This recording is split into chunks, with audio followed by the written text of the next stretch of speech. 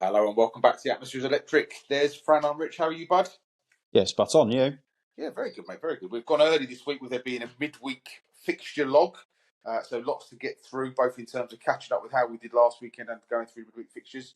Let's start with some of those predictions. Another tough game week to predict, wasn't it? With lots of, not maybe lots of, but certainly enough unusual results.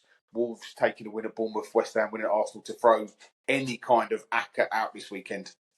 There was a whole host of away wins, weren't there? Which I tweeted out. If you've selected three, four, or five of those results in an ACCA, you can probably retire with the prices of some of the away wins.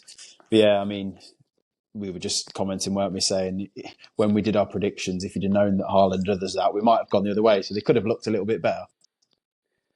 And of course, it is important to note that because we went through Bet365, our banker of the weekend did actually come in, obviously, with everything going 2-0 up. So another banker over the line. So at least that did give us some respite. Yeah, 4-1, not a bad price, was it? And in hindsight as well, both of those prices were a bit bonkers. And I think that's a really valid point for this game week as well. By the way, this midweek game week, I think there's some value out there. If you can tiptoe through this one, then there is some value out there, as you'll see by my £5 challenge if it comes in. I'll be talking about it for a very, very long time, Fran, and buying beer for somebody in the not too distant future too. But we start with, if it's okay, I'd like to start with a sort of a news story that's kind of picking up some heat, and I just think it's an important touch. Man United, obviously behind the scenes, looks like they're going to make another 200 people or up to 200 people redundant. Now, this for me feels like it's leaving a really bad taste in my mouth. I don't know how it feels about you. When you look at the numbers swirling around in football, I just feel like there must be a better way of doing this. I don't know about how you feel about it. Yeah, I mean, there's probably a bit of context to it. Like, are United just absolutely stacked with staff around the place that they've just got too much staff and it's needed cost cutting? Might be an answer to the question. However, Manchester United are an elite club. You probably need a lot of staff around the place. You know, they've closed the cantinas for staff as well as an example and offering them a piece of fruit. Like, that's not how elite clubs behave. If you attract elite staff to a club by having, great canteen, those sorts of things. And it just seems that they are cost cutting in the wrong areas for me. Like there's players there that are absolutely stealing a living. They could get rid of one of those players, which I'd imagine will probably pay the salary of those 250 people over the year. So I just think they're focusing their attention in completely the wrong area. You said there may be a bit of context to it. They may be completely swelling at the seams with staff. We could be wrong, but to me, it just seems that they're focusing their attention in the wrong area.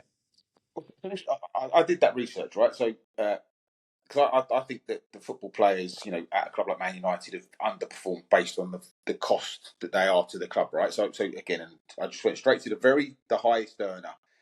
Casemiro is the highest earner off of internet searches that I've done, and he brings in £18 million a year for himself and his family. Now, if you remove that from the wage bill, that would give you 450 staff at £40,000 a year. That's just an absolute no-brainer, isn't it? Especially with the way that Casemiro, I know he's losing his legs and he has been a great player, but there's a lot, but that's one example, isn't it? By the way, there's 10, 15 of those players that you could quite easily cut from that wage bill to pay for the staff. I mean, to me, it's just not how elite clubs behave. The thing that's like for me, there's been through history. There's a couple of clubs that you kind of have always been held up as a bastion of greatness, and Arsenal would be one of those in terms of how they treat their staff, how behind the scenes they're ran, and Manchester United were up until recently in that ballpark figure when they had a great way of honouring their. You think about Bobby Charlton, the kind of work he's done for the club, how much he's still been involved with the club. You talk about when unfortunately one of the members of staff kind of passed away not long ago. That the whole kind of former squad went to sort of pay their respects to. I think it was a tea lady or somebody behind the scenes. I can't remember who it was now, but it was a club that looked after their own, and it just feels like they're starting to lose their identity. Which actually, as we talk about many times in PR, when the club's not performing very well, they could very, very quickly start to disengage that fan base and go from having 75, 80,000 people week in, week out to 45, 50, which is going to cause them a much bigger problem down the line. I think there's a couple of points of Manchester United, and there's quite a few teams that could have this label thrown at them of being the worst run club in the country, I genuinely do believe at this minute in time it is Manchester United. I don't think there's ever been a bigger drop off from where a team, like you said, a brand, a franchise, whatever you want to call them, have been to where they currently are. I put something out on Twitter to say, are Ineos worse owners than the Glazers? Now, I know they're sort of joint owners, but at this minute in time, like, you didn't hear these sorts of stories for when the Glazers were in charge. Yes, I know that I'm not saying that they were good owners, but I don't think Ineos have made a decision where everyone's gone, that's a great decision. Every decision they've made so far is questionable. Yeah, I think it's a real shame. And again, I actually, as I said many times on here, know a few people that work in football clubs, behind the scenes, not in all of them in particularly glamorous roles. Some of them are what you would call more sort of mundane roles, and they absolutely love the job. They love being part of it. They love, kind of behind the scenes piece. And I just think that we've got to try and find ways of football supporting the community, and it does that by providing jobs and opportunities for people. And like I say, I just feel that Manchester United shouldn't be looking at now. Of course, you probably can cut some of the staff in terms of there will be too much in every business, right? Every business is going to do this with the national insurance increases, etc. But 250 after what they did at the back end of last year just feels like they're starting to lose that common touch that the fans need and want so much. Yeah, I mean the thing like we're saying about the fans is United is such a global brand that Ineos, I'm quite sure, are more than happy to get rid of some of the local fans, especially those that probably can't afford a season ticket, to replace them with tourists. I know that seems to be the way that most clubs are going as well. They're generally not bothered about the fans. They know that tourists will come in and just replace that income. And United is such a global brand that will continue, but they keep failing on the pitch as they are. Eventually, the razzmatazz of United is going to fall away, isn't it? They're going to stop attracting the tourists as much. They're going to be more lured towards a Liverpool and Arsenal, Chelsea, those sorts of clubs. So I think that they're walking on a tightrope here, aren't they? They've got to start getting some decisions right, because let's be having it right as well. They're very, very fortunate that the three clubs that have come up, are hamstrung by PSR. There is that gap from the Championship, because if it was a bit more of a level playing field, they'd be in serious trouble of going down. Yeah, I, I've got family based on my age and their age. My dad, my uncle are mad Man United fans, and they don't even turn the telly on anymore when they're on the TV. That tells you how disengaged they are with the process and what they're watching, and they can't even offer up sort of 90 minutes of time to watch it anymore. So, and like I say, if you can't be bothered to turn the TV on, you're not going to be bothered to do the 2 hour, 3 hour drive there back and watch the game and pay hundreds and hundreds of pounds to watch it. So they are in danger of becoming irrelevant if they're not careful. Absolutely, it's one of the biggest institutions in British football is becoming irrelevant. And it's how many kids now are growing up wanting to be United fans? It's very rare, isn't it? There's none around me. Like I say, I do a lot of grassroots stuff. There's no Manchester United fans down my way anymore. But when I was growing up, there was loads of them. So the next generation is going to be interesting over the next sort of 15, 20 years to see that power shift move, and you actually see way more Man City tops down this way than Manchester United, because everybody wants to support the team that's winning. Absolutely. Okay, rant over. Clubs, do good by your staff, please. Let's move on to. We've got 3 days of games. We've got Tuesday, Wednesday, and Thursday. All of them being shown on TNT, so lots of opportunity for people to watch some football, hopefully. And we start tonight with some really interesting games. Obviously, Brighton host Bournemouth at the American Express Stadium. Bournemouth coming off the back of a shock defeat to Wolves, and the worry for me for Bournemouth in terms of this fixture is obviously losing that centre-back pairing with obviously Zabanya being sent off. They were looking really good with those two together. It's just another kind of mountain for that squad to climb over, isn't it? And actually, can they bring somebody back in to fill that gap, because they've been looking very, very rock solid, haven't they?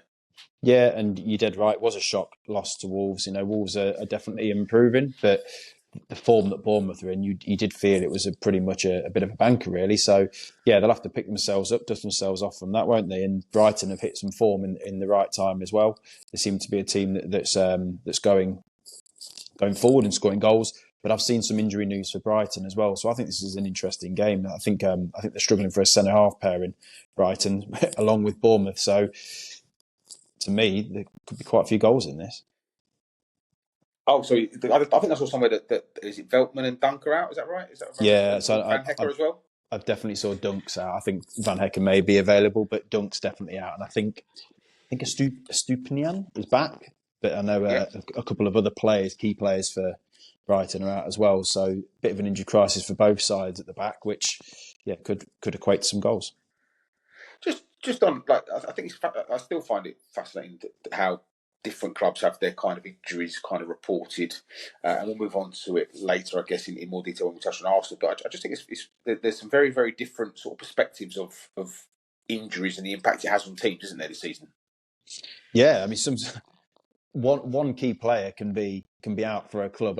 Van Dijk hasn't been injured. I'm just using this as an example, but Van Dijk could be out, and it gets absolutely reported everywhere. Doesn't how they're going to replace him?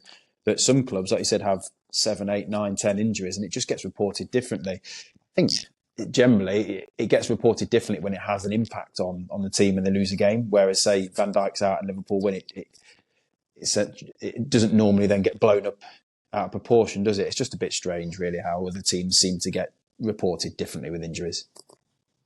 Yeah, so it looks like Veltman, Dunk, and of course Julio Igor is out as well.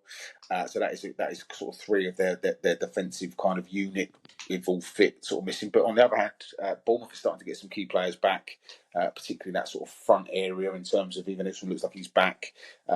So again, this is one of those interesting games which again I can see all three results happening, but actually stylistically it's going to be very interesting to watch, I think. Yeah, I think it should be a great game. Brighton generally try to keep the ball, don't they? And Bournemouth are a little bit more direct, which I think, as Brighton do tend to press high as well, it should open up a bit of space. So I think stylistically, this could be a really good game to watch.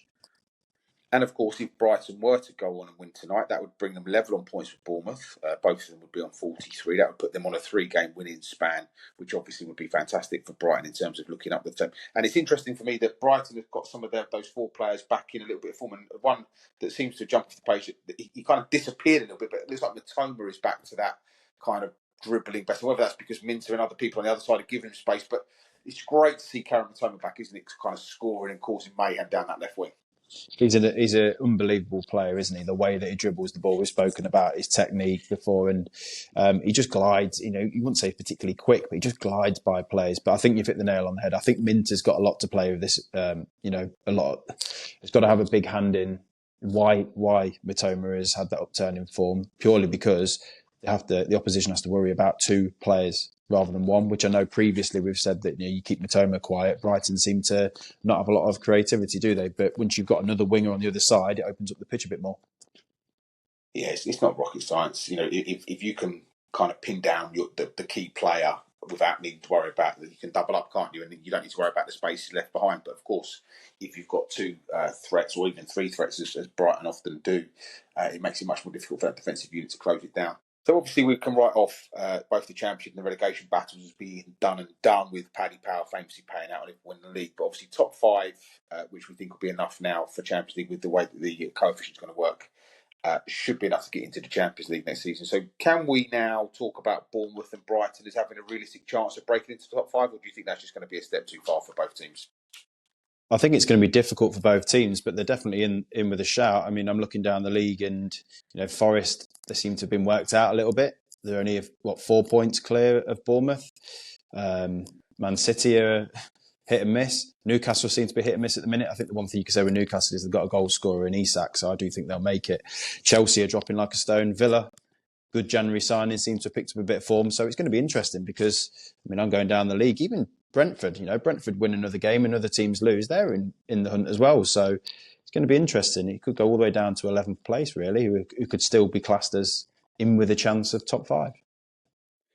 Yeah, it feels like there's a bit of a sort of a backlog, doesn't it, there between, like you say, pick a team and pick a team, really. But like you say, how low do you want to go and how high do you want it to be? But it definitely from sort of Nottingham Forest down to, like you say, Brentford.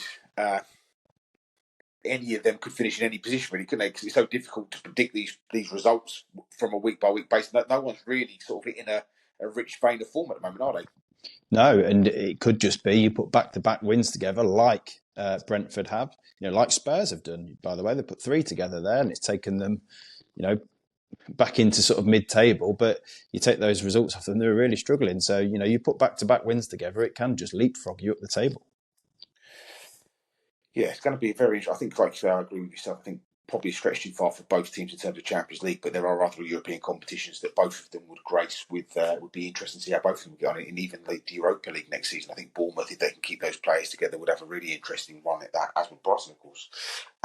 We move to Selhurst Park under the lights. I always talk about how I love a Crystal Palace game at home under the lights. They host Aston Villa. Again, another really intriguing battle. Both teams can win and lose as regularly as each other. But Palace off the back of a somewhat surprising victory at Fulham, but nonetheless, putting them in a good spot again. The upward trajectory, sort of winning every other game. And again, 4 points behind Brentford, who we keep talking about doing great things. They're above Everton. Palace are doing Palace things, and Mateta is absolutely bang on form and could cause Aston Villa some problems, couldn't he? Definitely can. And Aston Villa are a team, I think Villa are a team very similar to Palace. They seem to be very hit and miss, don't they? So, again, difficult one to predict, really. Like, nobody's particularly in form. Both teams do leak goals. Both have goal scorers. So, it should be another good game to watch as a neutral.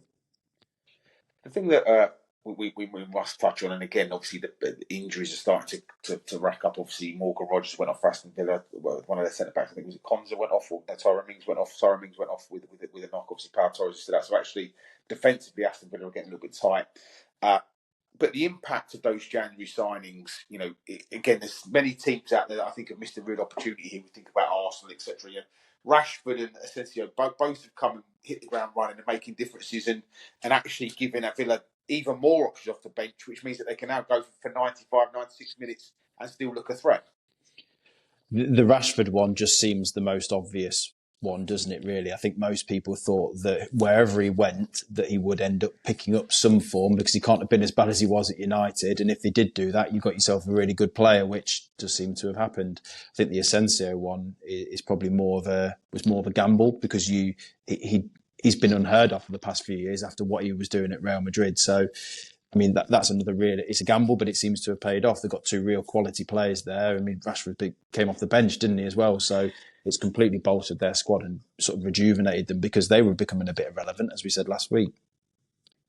And then Palace have got a couple of players, but Eze's starting to hit some form again. And of course, the Crystal Palace fans are absolutely buzzing off the back of that Mateta run that led to a goal at the weekend. So actually, like I say, Crystal Palace are looking up and looking up the league table. And actually, this is again another opportunity for them to have a big scalp, isn't it? At home, 3 points on the board. The Crystal Palace boys should be up for this. Obviously, not used to playing midweek, where Aston Villa have had that sort of European run, so they're a little bit more used to that. So for me, this is going to be about does Glasner have to rotate the squad? Can they play 3 games in a week? What do they do with that information? But this could be a really entertaining ding-dong. Yeah, and it's one of their main threats from Palace come from the fullbacks, don't they, or the wing-backs, traditionally wing-backs. And they've managed to get Chilwell on loan, haven't they? So it could be an opportunity for Chilwell to be rotated in for Mitchell and give them a bit of fresh legs. Yeah. On the right side, Nunes is again. We talk about sort of Manchester United needing some players in the window. I'd be looking at teams that play a similar system, and for me, those 2 wing backs are certainly an upgrade on what Manchester United are currently sort of churning out week on week. Well, that's if Amorim stays because the pressure's got to be built. Like I say, that's the style that he plays. Come the summer, who knows? Because the pressure is ramping up there. But yeah, if he does stay, you've got to be looking at players that play a similar style already, and he'd be definitely one who you'd be targeting. He scores goals from that position. Rumours that Xavi could be looked at, which is a bit of a blast. But in terms of while we have a loose theme with Manchester United, I did actually watch the game Saturday night quite sort of closely because I was really interested in how that was going to turn out. And I thought Rashford did show some signs of being back to kind of what we're used to, but still missing for me. And I know you're going to say, well, he got 2 assists, Rich, and he did, of course, but actually, really the second goal shouldn't have been a goal. The keeper should have saved it. It wasn't a great cross. It wasn't like it was an absolute worldie. It was like just pumped into the box. But I did see some dribbles and runs, but for me, the end product was still miles away. He needs to make sure that when he's in those positions, that he's a bit more clinical for me. Yeah, I think it is just purely match rustiness, if I'm being honest. I think you will start to see his end product coming back.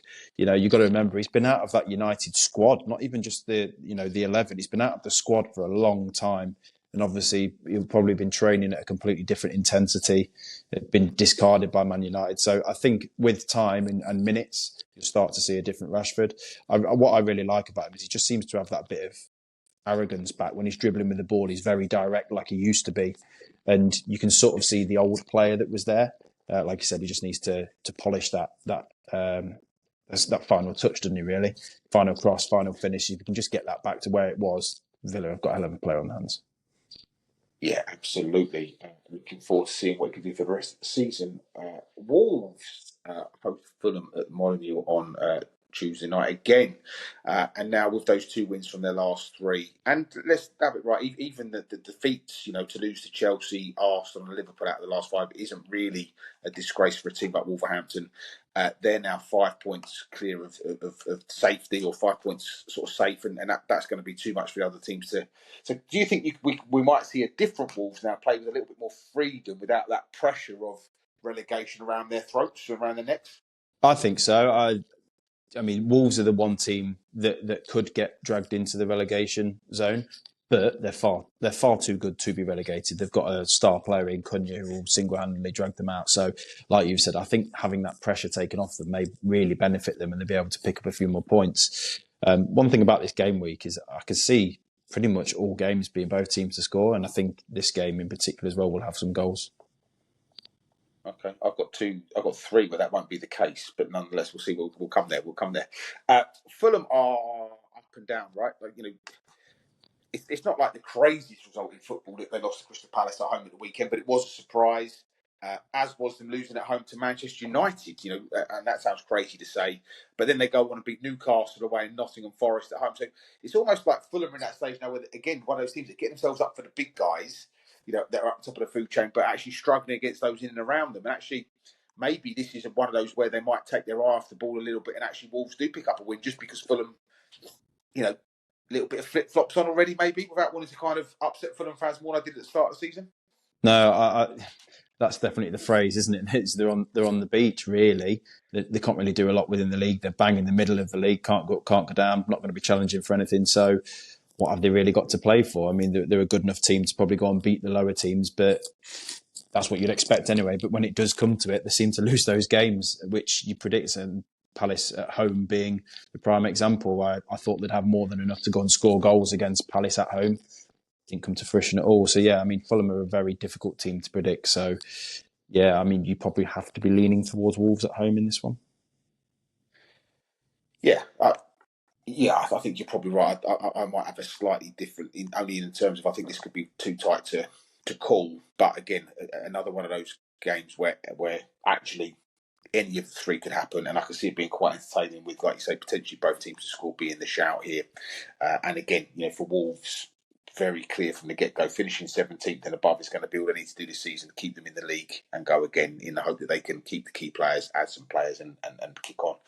I think of all the fixtures this game week, probably next one is probably the one that we're going to agree on the most and the easiest and the quickest. However, I did read somewhere that if this team don't go on to win the next 2 games, the manager's going to get the sack. Chelsea host Southampton at Stamford Bridge, 8:15 kickoff. Surely they don't lose this game, do they? Surely this is pretty much a home banker and 2-0. So, in the sense of a home banker, at 1-6, I wouldn't be touching this at all as a home banker. I think this has got a bit of dodginess about it.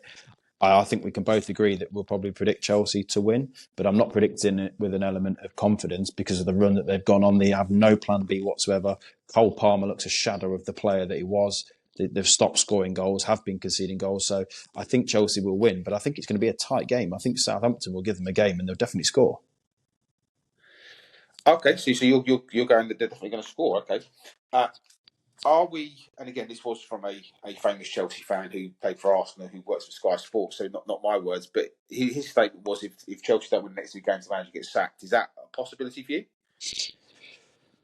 I think it's a really difficult one to call. I can see why some of the Chelsea fans have this opinion because Maresca coming in, where they've started from, there was talk of them getting the title and their form has now dropped off a cliff. Maresca does have one way of playing. There is just a plan A, and plan B is to do plan A better. And I think that is a massive frustration for football fans when you don't see your manager, who has elite qualities about him, not being able to adapt. I think they'll just have too much for a Southampton team who are very, very poor. But I mean, defensively, most teams are scoring against Chelsea these days, and they don't particularly look a threat. So I think it's going to be a tight game. But I mean, to lose to, I don't even know about 2 games. I mean, your original question of if they lose both games, will he be sacked? Well, if they lose to Southampton, it could be the question. Forget the next game because you shouldn't be losing to Southampton. No, no, absolutely, and they've definitely got plenty of talent still on the pitch. I just think that it feels like they've lost their way a little bit, doesn't it? And also teams have worked them out a little bit in terms of the way that Maresca plays. And we spoke about this I think it was Nottingham Forest, and there's a few teams now that have had a good start, but teams have had a bit of time to kind of reassess what that looks like, and so actually maybe Chelsea. And again, of course, we have to come back to the point that they are now suffering from that kind of number 9 curse of, they're missing attacking players. Madawaki's out as well. So actually, sort of, it looks like they're doing lots of it quite well, but haven't got that finishing touch like so many teams are missing at the moment.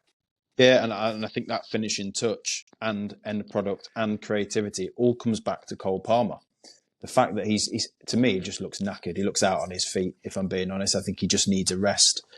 You'd have thought that someone like Nkunku would have been the ideal person to replace him, but without Nicholas Jackson and number 9, he's having to play up front. So they don't, which is ironic, they don't look to have a squad to be able to deal with the current situation, considering they've signed 400 players in the past 2 years. But to me, all of the problems come back to Cole Palmer. He has been single. I think it shows you how good he has been for them in the past year, 18 months. That he has single-handedly dragged them through games, scored goals, created goals. And the fact that, I mean, if you've got him in your fantasy team, I think you're absolutely nuts for the price that he is. Like he is just drawing blank after blank after blank, and I think it's just because he just looks knackered. Yeah, I do. And I was going to, but looking at Southampton at home, and then I think they've got someone quite nice next week as well. They've got Ipswich or something like that. Who have they got next? Leicester. Sorry, Leicester. For me, I'm keeping him in for them 2 games because they're playing Leicester and Southampton at home in the next 2 game weeks. Makes complete sense, doesn't it, to keep him in for those games? But I mean, he does look a shadow of what he was 3 months ago, doesn't he? To be completely clear, and I've said this many times to many people, is that I don't actually rate Cole Palmer like the rest of the world does. I think he's a very, very good goal scorer and he's very good in moments, but I haven't seen him dominate games and take the game by the scruff of the neck and I also think that this system doesn't, we spoke about it at the start of the season, like change of manager. Poch built his team around Palmer. Maresca builds his team around his team. Like it's the shape that takes preference, and I think actually Palmer is one of the players starting to suffer, if you like, from the shape. And actually, he's not producing the numbers that he did last season, and I don't think he ever will again, if I'm being completely honest. And I think that, again, has to be a criticism thrown at Maresca. He does have one style of play, which now currently isn't working. So the first thing that I would do as a manager is to go, how do I get my most influential player back into form, back into the goals, basically influencing the game how he previously was. And I don't think he's not adaptable enough to do that. He does have a single plan A, and that is it. So I can definitely see the criticism of Maresca, and I don't think he's got the ability to change. So I think he's going to be under pressure. And Southampton obviously missing a few players, as many of these teams are. So for me, I think obviously one of them is on loan from Chelsea. I think this personally will be quite comfortable for Chelsea. I think this will be the stay of execution that will be the result that keeps him in his job, and as it should do, because actually, I think we've all been a little bit reactionary here in terms of where Chelsea were in the food chain. Lots of changes, and he's done lots of things well. And I think this will be a result that will get them at least feeling like they're moving back up the table. However, I don't see them kicking on to top 4. Is that the same? Can you make a case for them being top 4? No, I agree entirely. I don't think they've got enough for top 4. When I look at other teams around them, i.e. Newcastle have got Isak, scores goals. Like there's other teams that have got players. Bournemouth have got a plethora of players that are scoring goals. Brighton have now come into form. Like, I'd be backing all of those over Chelsea at the minute, just because I think their system and some of the individuality of some of the players trumps what Chelsea have got, which is, again, is bonkers considering the players that they've signed. Okay, we move on to Wednesday night now, where we actually have another interesting fixture in Brentford hosting Everton. And this one reminds me of that Spider-Man meme where it's kind of like both teams are or both play Spider-Man are firing at each other, because actually, although they play different systems, this for me is going to be a very meat and veg old school Premier League fixture. Everton have gone with a sort of, in many ways, a 4-4-2, and Brentford play a 3-5-2. I think this is going to be all about set pieces and those high margins. It's going to be a traditional English game of football for me. Yeah, again, very, very tough to predict. Everton are banging form, as are Brentford. Both have started scoring goals, which you wouldn't have said about an Everton side a few weeks ago. I think it's got the potential to be a great game. Both teams to score, I think, is nailed on. I think having watched Saturday's game against Manchester United, I thought for the first sort of 50 minutes, Everton were absolutely at it. When they were all over the pitch, pressing to within an inch of their lives. Decore and Beto were a handful. And almost probably felt like they'd done enough and probably just took their foot off the gas a little bit, which gave Manchester United that opportunity to come back into the game. But for the first, particularly half hour, I was really impressed with Everton, and that's the blueprint. If they can replicate that over 90 minutes, forevermore, next season they're going to be a real handful for everybody. Absolutely, and when you're looking at the opposition in Brentford do score goals and have got some very good players in Vissa and Buemo. But that Everton back line, I know they did concede 2 against United, which I was very surprised at. But that Everton back line looks like it's being coached very well. They're a big physical side. I really like the look of the defensive unit as well. And unit's the right word, isn't it? Because they're all bloody units. They are massive. They are massive. And again, Jordan Pickford obviously has taken lots of credit and lots of praise this season, ironically, for when Everton weren't doing as well. But, arguably sort of set himself up incorrectly for the free kick, the first goal from Manchester United at the weekend.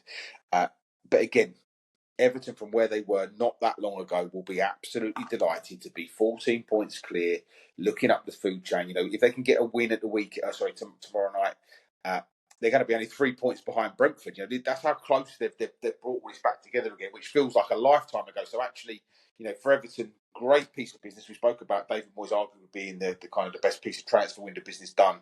They're in a good spot. He's made Beto look like a centre forward against. Beto is one of the players that's had the turnaround that's actually kind of helping the team nice, and he looks like almost a shoe in to score every single game at the moment.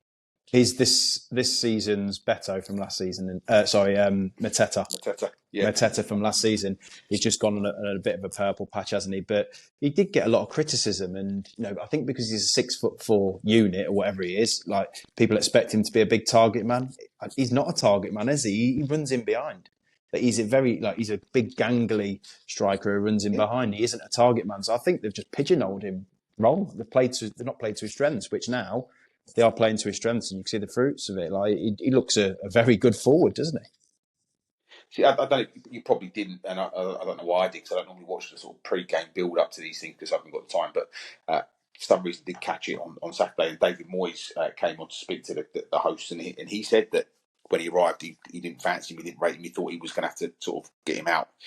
And he said like there's been a light switch has gone off in his head, and he gets it now. He understands what's being asked of him, and he's a completely different player. So it just shows fine margins, fine margins. Yeah, and there's how many players can you say that about? Where Mateta last year, people were ridiculing him. He was a donkey. Now he looks an unbelievable striker in the Premier League, and there's lots and lots of those players that have been written off. But with a bit of hard work, mainly from the player and also the coaching staff, you can turn players around. Yes. A team hoping that's the case.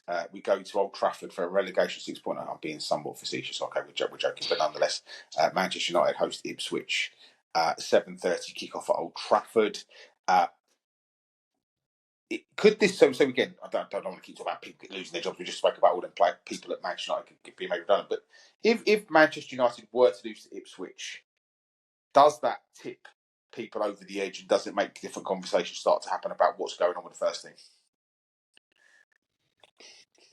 So my personal opinion is I can't see how you can sack Amorim. I understand that the results going horrendously, but he's been absolutely shafted at being told that he has to come now or never. He's been given one transfer within the window, which is not going to change the style, the formation. Like I can see the argument that he's not adapting, but that he was brought in to play a particular style of play. He's trying to do that. However, I know the results aren't great. They're not going to go down. So my personal opinion is they have to stick with him. However, you can't keep losing games. Like it's just going to erode the confidence. You can't have a reset for next season if you don't believe in what the manager's doing, if that makes sense. So I think there has to be an element of some results come in. I do think they'll beat Ipswich, but I'm not saying that with full confidence that I wouldn't be backing them. Because it's interesting, because actually, if you flip this around now, Ipswich obviously, come off the back of what looks like a heavy defeat to Spurs at the weekend, but actually, first sort of 10 minutes, 15 minutes gave Spurs a bit of a blow nose. I nearly did it again. Liam Delap looked like a real handful. I genuinely did it again. Liam Delap caused Spurs all kinds of problems. Is this one of those games that Ipswich actually have earmarked as a potential 3 points, and that's the difference between where the two clubs are now? Yeah, it could be. It very well could be. I mean, he's exactly what they wanted Rasmus Højlund to be, wasn't he? Big, strong, number 9, hold the ball up, score goals. He could be the difference between 3 points. Do you think Ipswich will be looking at this as a game where they'll be thinking, we've got a chance here at Old Trafford to make a name for ourselves? And if we do, by the way, and Wolves did happen to slip up, that would, and we've already written them off, of course, but that would bring them right back into it, only 2 points behind Wolves, and give them a real shot based on where they're going and what they're looking like doing.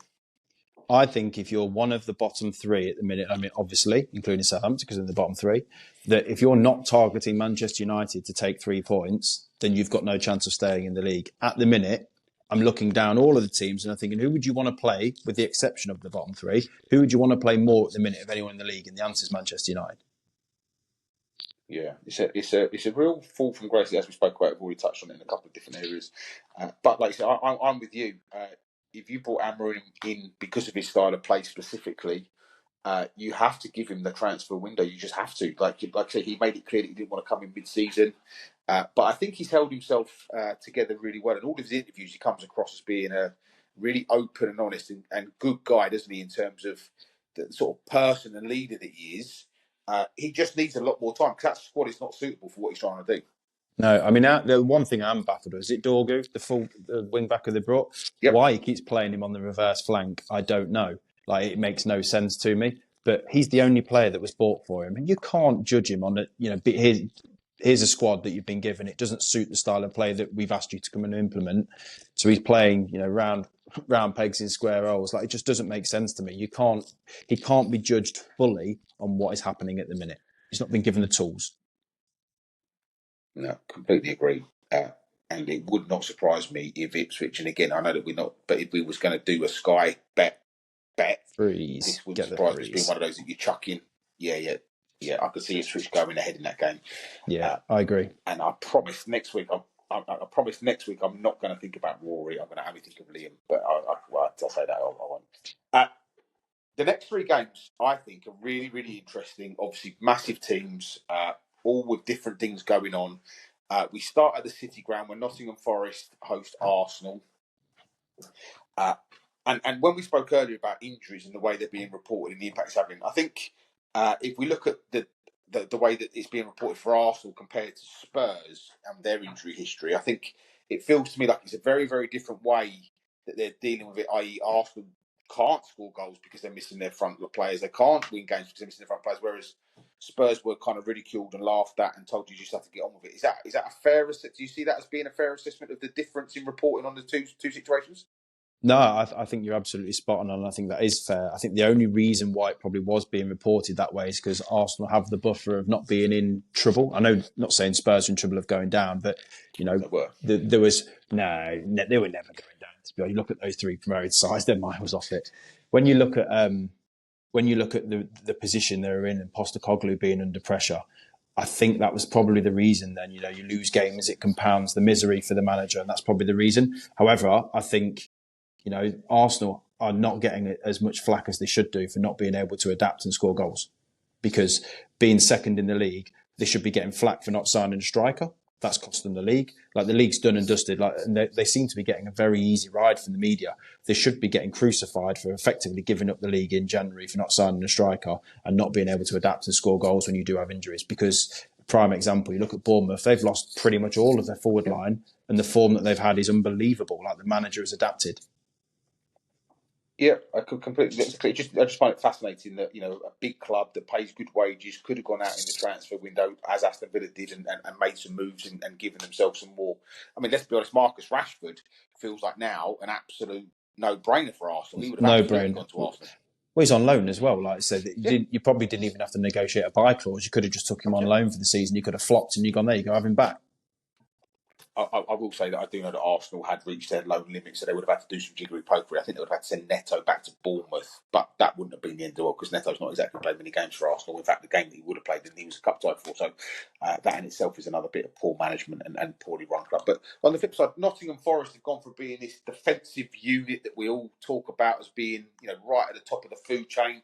You're not scoring against Nottingham Forest to getting absolutely blown away in what was a crazy 15 minutes at the weekend. That's now 2 defeats on the bounce, 3 out of 4. And again, one of them, by the way, was 5-0 to Bournemouth. They've started to concede goals again, haven't they? What's that, 6? That's 11 in their last 4. Not quite as impenetrable. And of course, they conceded 2 against Southampton 5 games ago. So they are starting to concede goals that they weren't doing earlier in the season. I don't know about you, but I can't get the Forest defenders out of my team quick enough. I did have a goalkeeper and 2 defenders, and now that they're going out because they are just conceding for fun. The bedrock of what their team was built on, their defensive structure, just seems to have they've been found out, haven't they? They've been completely found out, and they do seem the form is dropping. However, they're still scoring goals, which is the positive. So it's not like they're dropping off a cliff. But from where they were a few weeks ago, me saying you'd be mad not to back them every week, I think you've got to be looking and going, bit dodgy. I do, however, think it's an interesting game because I think the same with Arsenal. I wouldn't be backing Arsenal in any game at the minute. No, I won't tell you where I'm going with this, but this is the one that's going to be 2-0 for me. I don't see both teams scoring this game. I think that this is going to be quite a turgid affair, if I'm being honest. I think for all of those reasons we just spoke about, I think that this, as much as Nottingham Forest are susceptible currently, I think that they will be. This is the sort of game, I can't believe I'm saying this out loud, but this is the sort of game that you want to get back to being your defensive best. Arsenal are great at set pieces, but even that stopped working for them recently. Yes, they don't score as many goals from set pieces. And if anybody's going to prevent them from scoring from set pieces, it would be Nottingham Forest for me.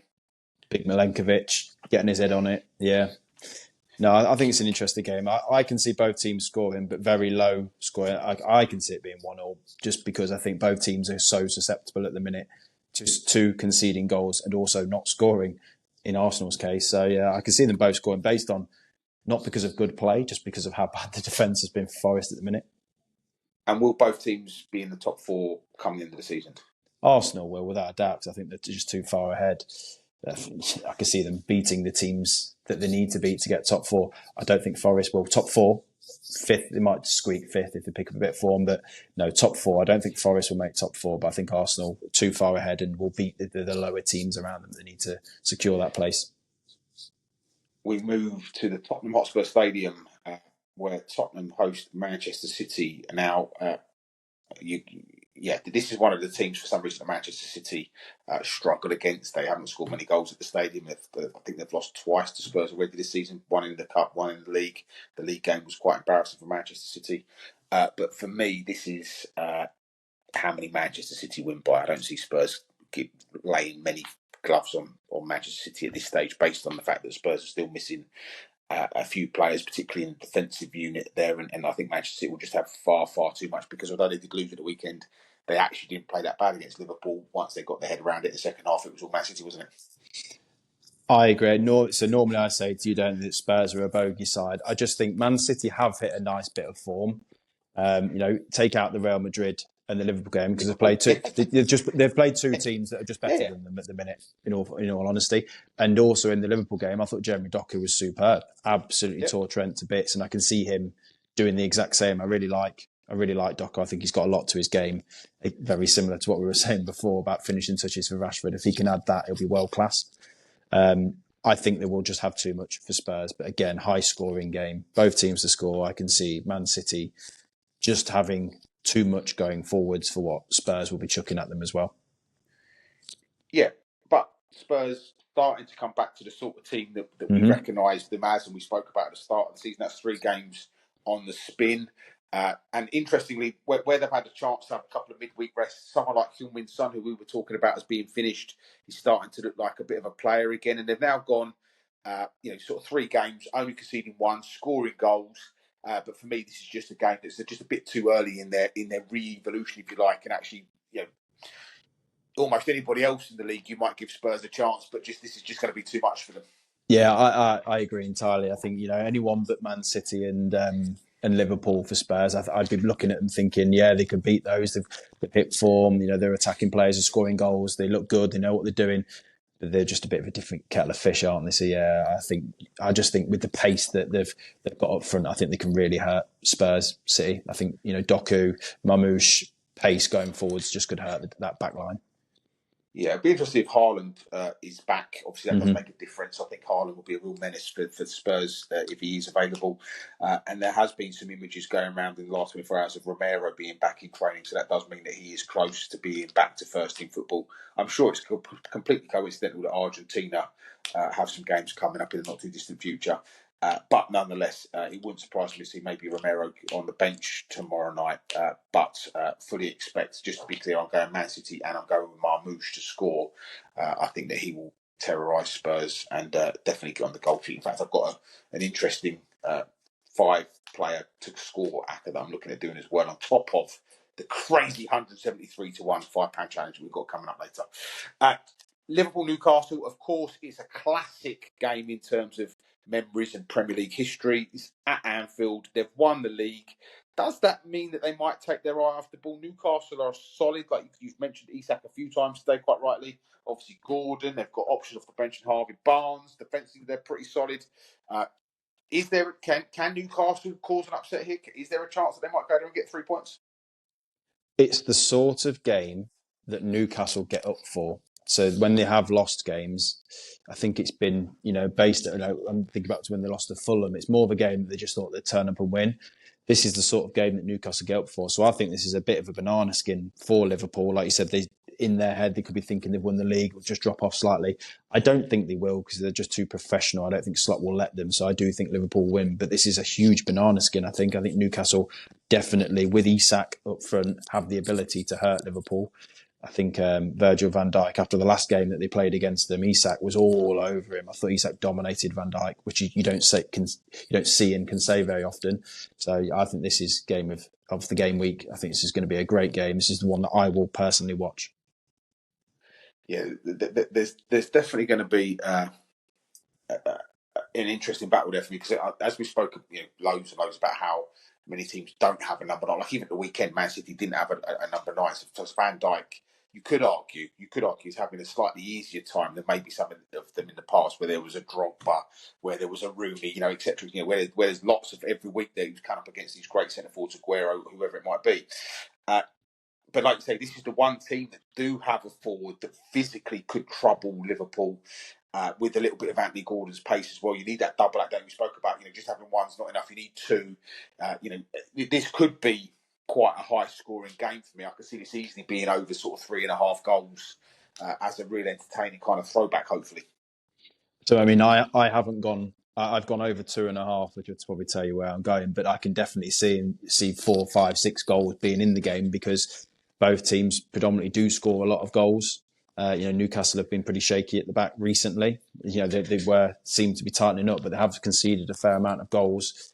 And Isak is obviously on fire, isn't he? Like I said, he's probably the one number 9 across the world, with the exception of Haaland, that is around and that you can actually say is a number 9. They just don't seem to be around anymore, do they? No, football is definitely evolving. But hopefully this is another one of those midweek classics, like you say, under the lights at Anfield. There should be a really good atmosphere there for both teams. Obviously, looking to nail that Champions League spot from Newcastle. Liverpool obviously looking to cement the league, and again, it wouldn't be the weirdest thing in the world if at the same time, Arsenal were to lose to Nottingham Forest, because that's a tough place to go. Liverpool win. That is absolutely the final. Not that it needs another now, but that's the final now. That's the ceremony done, isn't it? That's it. You might as well give them the trophy at the next home game. Yeah, definitely. And one thing I can see happening in this game is I can see him playing Conor Bradley instead of Trent to cope with Gordon, because he got torn a new one, didn't he, against Doku? So it wouldn't surprise me to see him make that swap at right back. Yeah, no, absolutely. Yeah, I think that's again, Arne Slot's done a phenomenal job of taking that team over, with only Chiesa being added, who doesn't get in the team. So yeah, it'd be interesting with us tactically. And of course, we wrap up the game week, and Thursday night, West Ham, off the back of that amazing win at Arsenal, host Leicester, who were it feels like a lifetime ago. It's only Friday night. Leicester got absolutely battered by Brentford. I can't see anything other than a comfortable home win.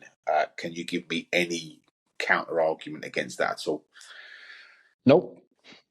Banker Okay, of the week. so Banker of the week, 3 to 5 is absolutely printing money.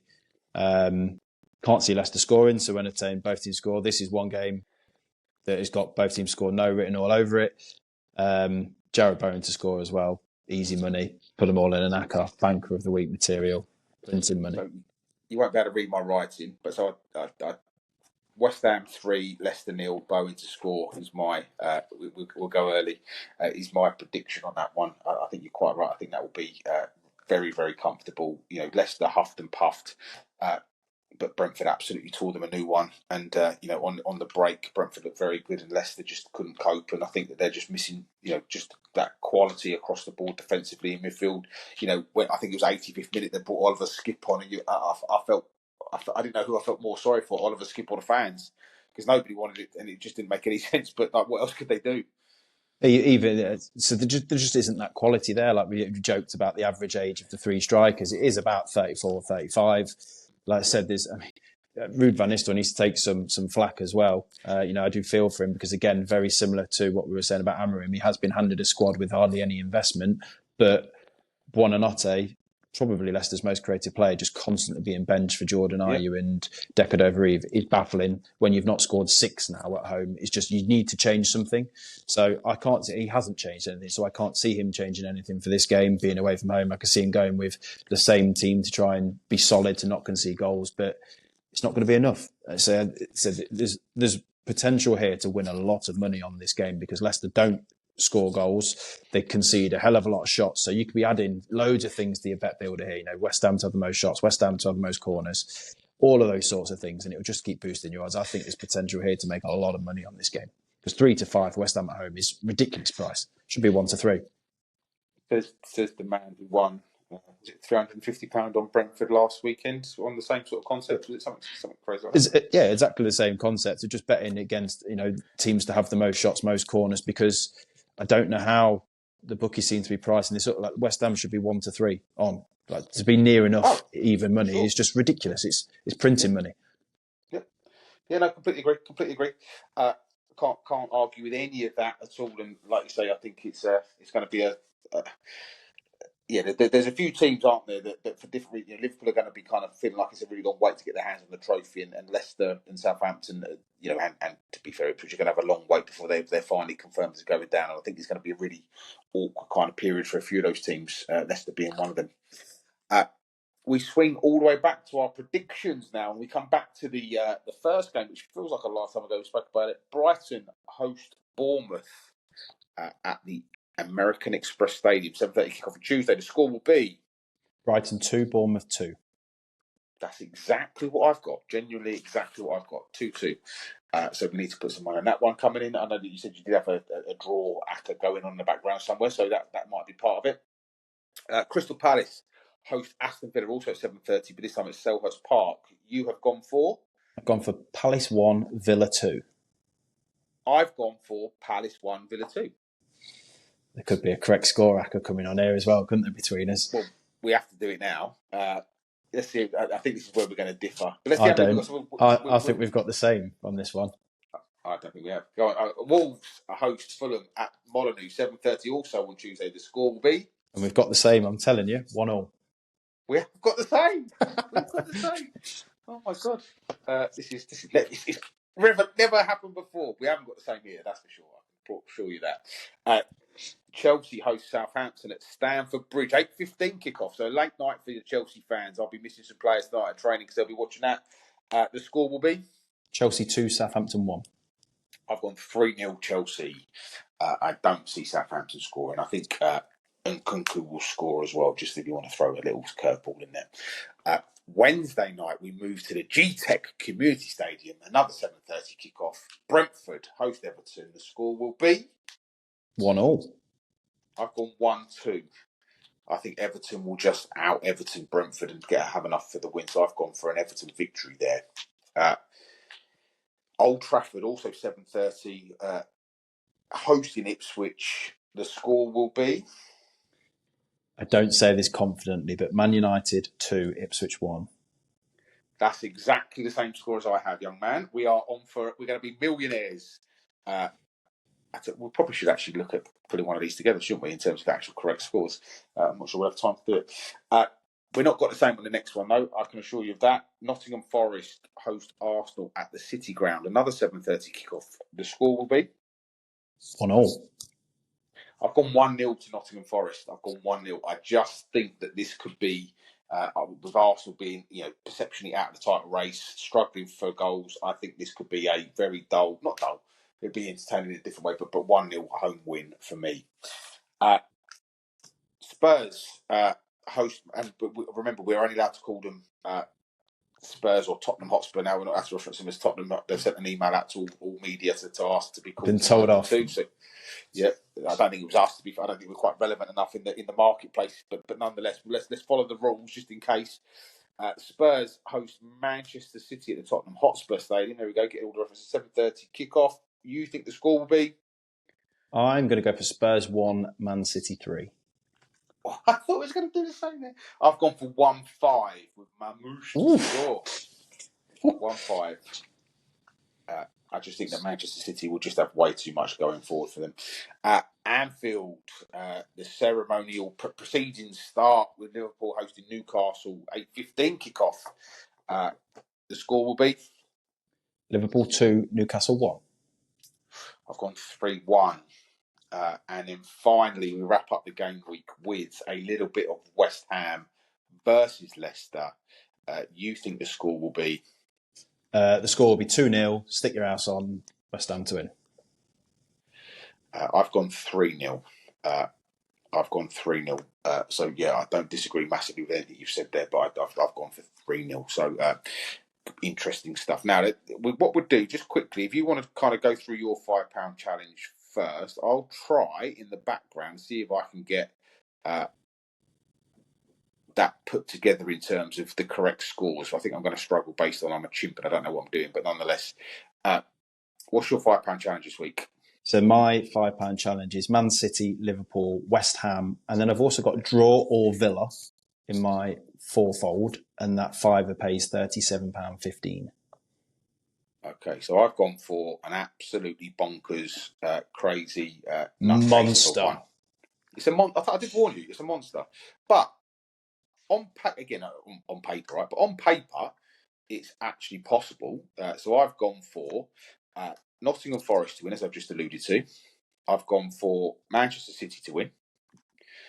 I've gone for Liverpool to win. Everton, West Ham, which you've told me is a banker, guaranteed money in the bank. Guaranteed. And Aston Villa. And that comes in at 173 to 1. So the £5 kicks out over £865. Lovely. Which and is that your banker? No, absolutely not.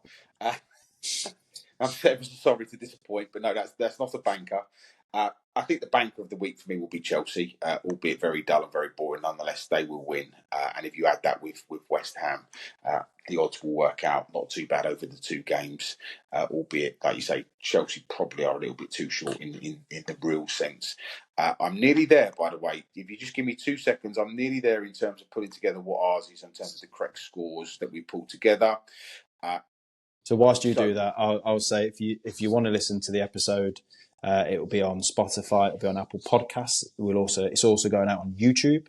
We'd appreciate if you can drop onto those channels, whether you can follow us, you can like the episodes, all of those sorts of things, share it with your friends. We really appreciate it. And on social media, we're on X, we're on Facebook, and we're also on TikTok. Again, if you can just follow those channels, share it with your friends and family, help us get our name out there, we'd really appreciate it. And if this does come in, you need to double share this because it's 5,000 to 1. Literally on the nose, 5,000 to 1. £5 will return you 25 grand. Brighton Bournemouth 2-2. Aston Villa to win 2-1. Wolves Fulham 1-1 and Manchester United to win 2-1. 5,000 to 1. Let's get this. Let's do this. As always, Fran, that's not going to happen in reality because we know that it won't, but it's worth a bit of fun in it if it's worth a cheeky fiver. It's worth a quid, isn't it? It's worth a quid. It's worth 50p. Let's be honest. For that sort of numbers, it's a holiday. It would be great if it did come in. Again, do it through Sky. You might want to freeze one of them if you can, as we get close to the end. But that would be very good news if it comes in. And if my £5 challenge comes in as well, Fran, I won't be here next week. I'll be in the Maldives. Yeah, well, hopefully I'll come with you if you land in 25 grand. Nah, you're right. If it's all right, mate, I'll send you a postcard and stuff. Oh, lovely. I'll do a recording. You can see the backdrop. Oh, but nice. To be fair, you stick it on yourself. You can have the room next to us. But no, all jokes aside, mate, really enjoyed that. As always, my favourite hour of the week. And look forward to catching up with you to find out how we got on. Have a good one.